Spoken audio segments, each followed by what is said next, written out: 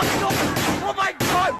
On February 14th, the school shooting at Marjory Stoneman Douglas High School in Parkland, Florida, was another horrific act of violence that's part of an ongoing epidemic of mass shootings across the United States. 17 people were killed that day, 14 were students, and 3 were adults. The shooter was identified as 19-year-old Nicholas Cruz, who was a former student of the high school. Well, you're always sad when you hear about those kinds of things that are happening in schools and what's happening across the country. Sadly, we're almost becoming used to it. So the first and foremost of any law enforcement officer when we are notified of an active shooter is very simple. We need to respond to that location and we need to immediately move to address the threat.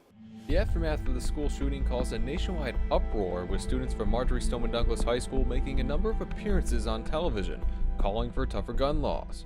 Some of the notable students speaking out are Emma Gonzalez, David Hogg, and Cameron Caskey. So many signs that the Florida shooter was mentally disturbed, even expelled for bad and erratic behavior. Neighbors and classmates knew he was a big problem, must always report such instances to authorities again and again. We did. You shouldn't be able to get an AR-15 or any weapon that could kill a number of people if you're a mentally unstable individual, if you're a person with a criminal background or somebody with a history of domestic violence. I don't get what's so hard for these legislators to understand. This is sensible gun control that both sides can support. I think they're brilliant. I think what they've been able to do on the national stage and the way they've been able to articulate their opinions, I think has made a difference in public opinion. And they're still standing up to threats that they are getting from people who don't want to see any gun control. Well, as far as the students coming out and being interviewed on national TV and with national news agencies, they have a right to speak. I feel that some of them are quite uninformed, and the position that they have will only put them in more danger in the future because they don't really understand firearms and the issue and security.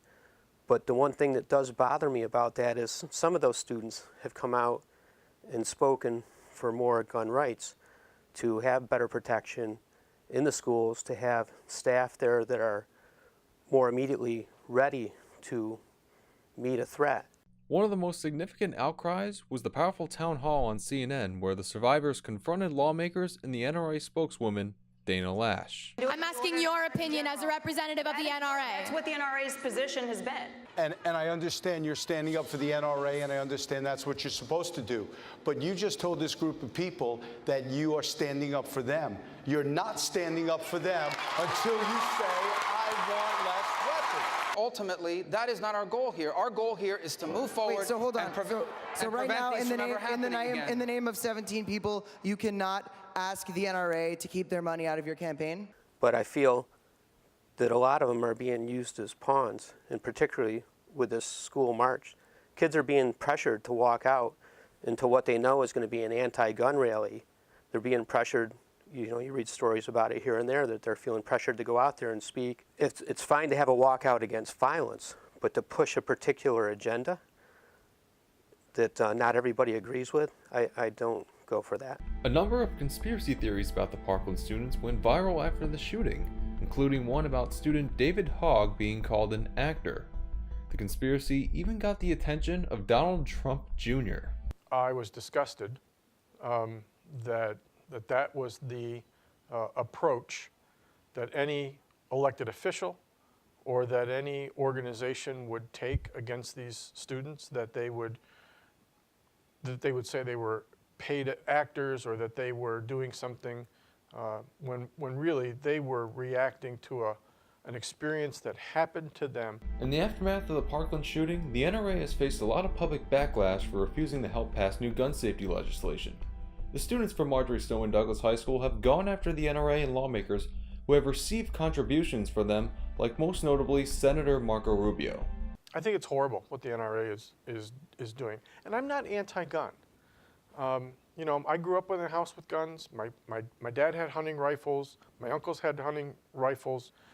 The NRA, I think it's interesting that the NRA isn't listening to its membership. When you look at some of the surveys that have been done of NRA members, a vast majority of them are in favor of some control. Stasik says the NRA are not the bad guys, but instead people who stand up for the rights of gun owners.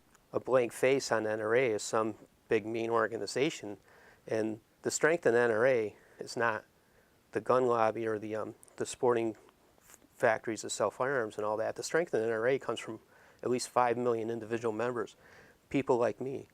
The NRA has become a very powerful force in politics. They make hundreds of millions of dollars off promoting the sale of guns that includes royalties from gun manufacturers. They advocate that gun control is the attempt to ban guns and take away freedom from gun owners. The truth is, they want to ban every gun in America. It's just not politically savvy to admit it. Their solution to reducing gun violence? More guns. The interesting thing is that the NRA wasn't always against gun restrictions. In the early 20th century, the NRA worked with the federal government on limiting the traffic of guns, which included support for statewide permits on handguns and supporting legislation that regulated shotguns and fully automatic weapons. In the midst of public pressure, on March 9th, Florida Governor Rick Scott passed new gun restrictions into law.